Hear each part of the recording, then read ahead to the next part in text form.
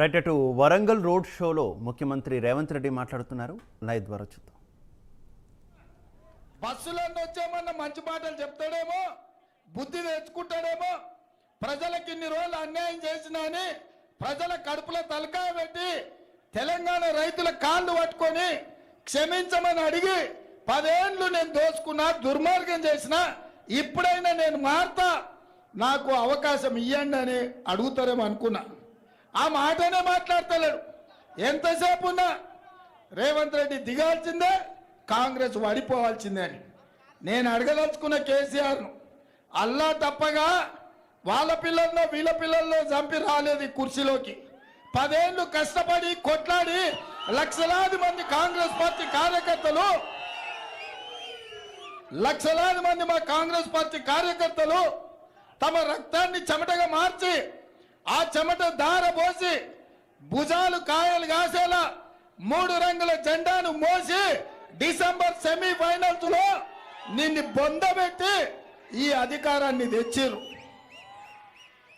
దిగమంటే దిగనికే ఈడెవడు అల్లా తప్పగాడు లేడు. కేసీఆర్ నువ్వు అనుకుంటున్నావేమో ఏదో పిల్లగాడే కదా చూద్దామని.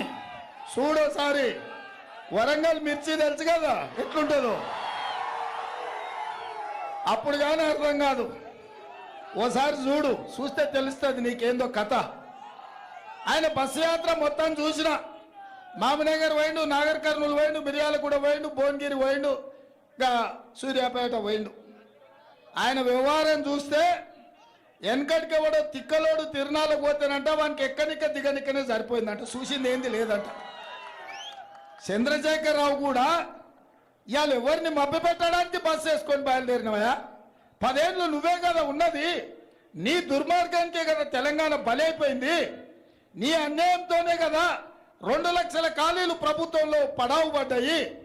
నేను వచ్చిన వెంబడే 3 నెలల 30,000 ఉద్యోగాలు ఇచ్చిన.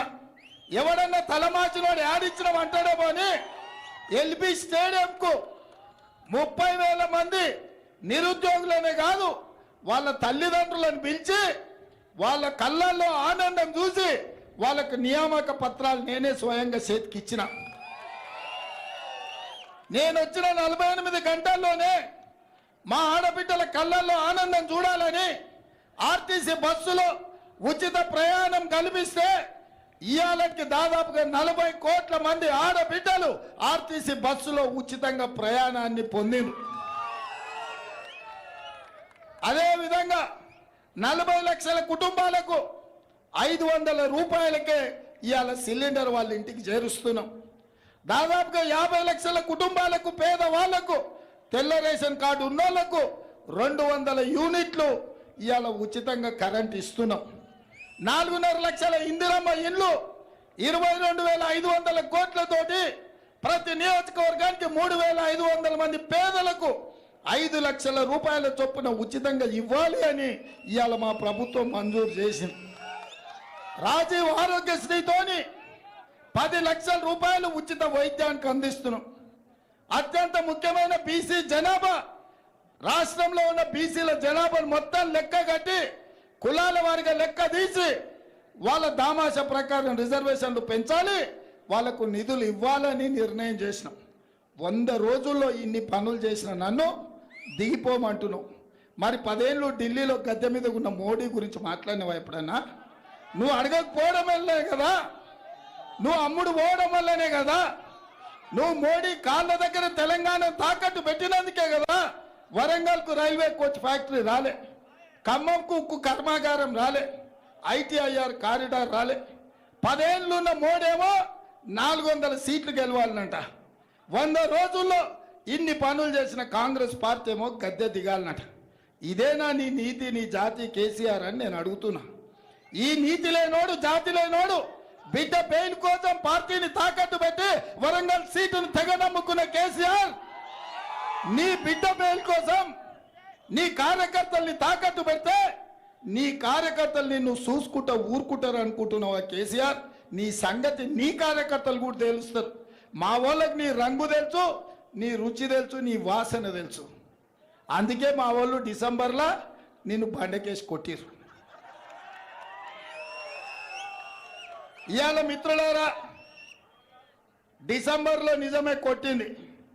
మా నారాజు మా రాజేందర్గా గెలిచినాం కదన్న ఛాంపియన్షిప్ మనదే అంటారు అని జర రిలాక్స్ అయి పొద్దుగాల 7 గంటలకు లేచి పొద్దున్నే ఆర్ట్స్ కాలేజ్కి వాకింగ్ పోతురు. నేను చెప్పదలుచుకున్న మా సోదరులకు డిసెంబర్లో గెలిచింది సెమీఫైనల్సే, మనం ఫైనల్స్ ఇప్పుడు ఉన్నాయి. అస్సలు కథ ఇప్పుడు మొదలైంది. తెలంగాణ వర్సెస్ గుజరాత్ ఎవరు గెలుస్తాడో చూద్దాం. ఫైనల్లో ఆ పక్కన నరేంద్ర మోడీ, అమిత్ షా, ఈ పక్కన మీ అన్న ఉన్నాడు, రాహుల్ గాంధీ ఉన్నాడు. మే 13 తారీఖు నాడు జరగబోయే దంగల్లో ఈ ఫైనల్లో గుజరాత్ టీమును డక్అవుట్ చేసి చిత్తుగా ఓడించాల్సిన బాధ్యత ఇవాళ మన మీద ఉన్నది. అందుకే మిత్రులారా, వాన పడ్డా, ఉరుములు ఉరిమిన, పిడుగులు పడ్డా మీ దగ్గరికి ఎందుకు వచ్చిన పై రోడ్డు మీద అంటే రేపు జరగబోయే ఎన్నికలు కావు, రేపు జరగబోయేది పోరాటం కాదు, రేపు జరగబోయేది యుద్ధం. ఆ యుద్ధంలో ఈ వరంగల్ బిడ్డలు నా పక్కన నిలబడాలి, ఈ యుద్ధంలో గెలవాలి, గుజరాత్ను ఓడించాలి. అప్పుడే కాకతీయుల పౌరుషం మనం చూపించిన వాళ్ళం అవుతాం. ఢిల్లీ సుల్తానులు వచ్చినా ఆనాడు కాకతీయ సామ్రాజ్యం తిప్పికొట్టింది, తిరగొట్టింది. ఢిల్లీ సుల్తాన్ల మీద గెలిచిన పౌరుషం ఈ కాకతీయ బిడ్డల్ది. అందుకే ఇవాళ మిత్రులారా, ఢిల్లీ సుల్తాన్లను ఓడించడానికి ఈ ఢిల్లీ గద్దె మీద, ఎర్రకోట మీద 3 రంగుల జెండా ఎగరేయడానికి ప్రతి కార్యకర్త సైనికుడిగా మారాలి. ప్రతి కార్యకర్త నడుం బిగించాలి, బూత్కు పోవాలి, తండాలలో, గూడాలలో, మారుమూల పల్లెల్లో ప్రతి తలుపు తట్టాలి, ప్రతి గుండెకు చేరాలి, ప్రతి సోదరును రప్పించాలి, పోలింగ్ బూత్లో కాంగ్రెస్కు ఓటు వేయించాలి. అప్పుడే ఫైనల్స్లో మనం గెలిచిన వాళ్ళం అవుతాం. అందుకే మా మిత్రులను నేను అడగదలుచుకున్నా, ఫైనల్స్లో గెలిపించడానికి మీరు సిద్ధం కదా? సిద్ధమా? సిద్ధమా? సిద్ధమా? సిద్ధమా? సిద్ధమా? సిద్ధమా? సిద్ధమా? 1,00,000 మెజార్టీ రావాలి. 1,00,000 ఇస్తారు కదా? కావ్యకు 1,00,000 మెజార్టీ ఇవ్వాలి వరంగల్ పార్లమెంట్ లో. నేను 1,00,000 అంటే మీరు పక్కా అనాలి. 1,00,000 1,00,000 1,00,000 1,00,000 1,00,000 1,00,000 1,00,000 1,00,000 1,00,000 1,00,000 1,00,000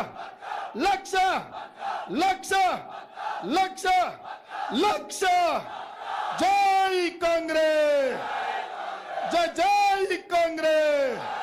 హస్తం గుర్తుకే, హస్తం గుర్తుకే. ధన్యవాదాలు మిత్రులారా.